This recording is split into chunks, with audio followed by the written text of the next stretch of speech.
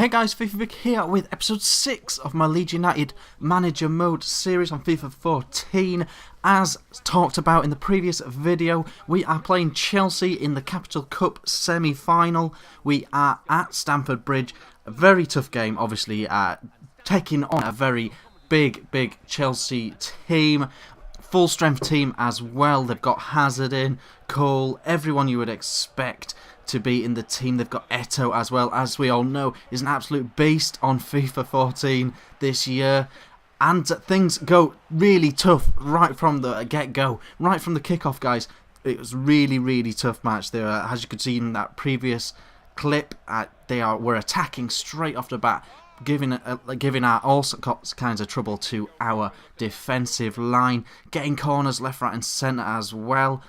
We were struggling early doors, but we do find a foothold in the game, and we do have a good game with these guys as well. Later on in the video as well, guys, to hang around because the transfer window reopens on this video. We hit January, the window is back open, and I really need your help and advice on what to do in the window. I can tell you straight away that what I really want to do in the window is get an additional striker. A striker that is going to be good for us now, a striker that has loads of potential, and a striker that's going to be capable when the time comes of playing in the Premier League. And as well, on a tight budget. We are on a very tight budget now, which brings me on to what I would like, another thing I would like you to comment in this video on, as Ramirez pops up with the Chelsea second goal, taking them back into the lead 2-1. But what I need you to comment in the video, as you can see, we do actually lose to Chelsea and get knocked out of the Capital One Cup. But what I need you to do, guys, is put in the comments, do you think if I get promoted to the Premier League, I should use the financial takeover thing in the EAFC catalogue to add some funds to my club? Because I've been talking to a few people, and it's really unrealistic the amount of money it gives you to move into the Premier League, as my cat knocks my light over.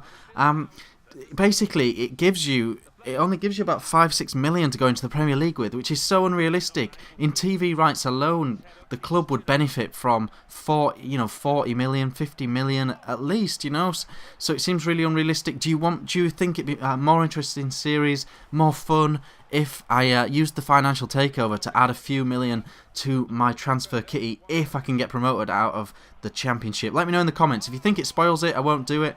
If you think it's a good idea, then I will do it.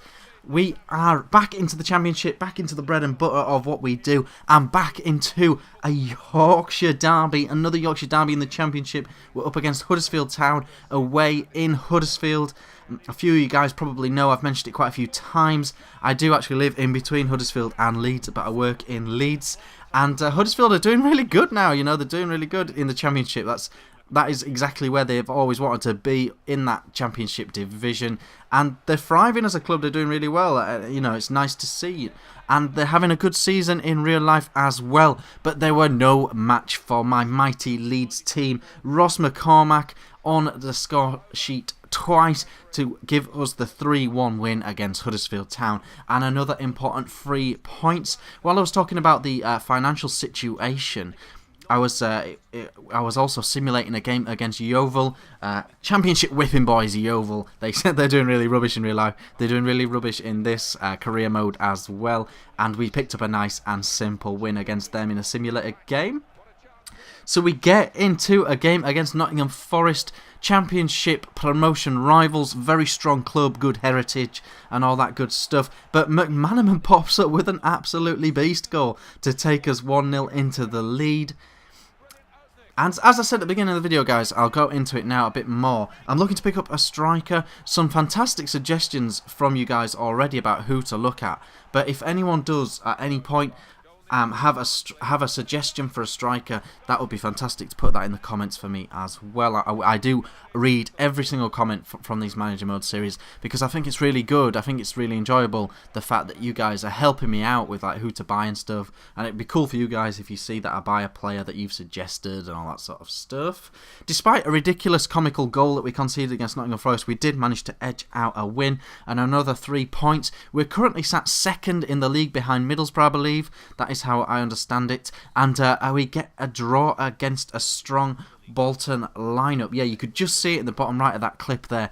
We are stuck in second place, 3 points behind Middlesbrough, and the rest of the league a couple of points behind us. We get against Reading, another simulated game. I want to keep this series moving nice and swift, nice and progressive, and that is why I'm simulating quite a few games. We managed to get that win against Reading, which is another important win. I do like simulated games though, because I don't think it's manager mode without simulation, because if you're not simulating any games, how do you really know that the squad that you're building is good, that the players are happy, that the formation and your tactics are right, and all that sort of stuff? Because you could have a rubbish team. If you just played every game yourself manually, you could have a rubbish team. But if you're really good at FIFA, you'd still win every game. So I think simulation is important in manager mode. But that's just my thing. As you could see in that little caption there that I just showed you, I have put up for sale all the strikers that I am not massively keen about. We have a real contract issue with Varney. He does not want to sign a renewal of his contract, and I think he's going to try and take advantage of a clause in his contract that allows him to talk to other clubs now that there's 6 months left on his contract. So what I'm expecting to happen there is we have to let him go for free to another club that he has a pre-contract agreement with, and that is what's probably going to happen there. Unfortunately, I don't think I'm going to be able to get him sold. He seems to be holding out for his contract to expire, unfortunately. Another potential pitfall, and it'd be interesting to know how you guys have dealt with this in the past. Another potential issue is this one you are looking at right now. I've got several players who are having brilliant seasons that want a better salary. They want a pay rise, guys. They want me to improve their current contract. Now, I don't have really the money for it. So any suggestions on what to do with that situation? Should I just ignore it? Should I sell people that are asking for too much money? Or anything like that? Please let me know. As you can see, the window is open and we do get an offer in for Noel Hunt. He's 31 years old, guys. He's 66 rated. We can't keep players like that on our books. We need to get some young, fresh talent. So we knocked out the Capital One Cup, but we are still alive and kicking in the FA Cup. We've got this game against Port Vale. One advantage of the transfer window was the return of White to our team. He was on loan, but he is back in our ranks now, and he gets a start in this FA Cup game, and he gets the only goal of the game, and we win 1-0. Thanks for watching. I've been FIFA Vic. Bye-bye.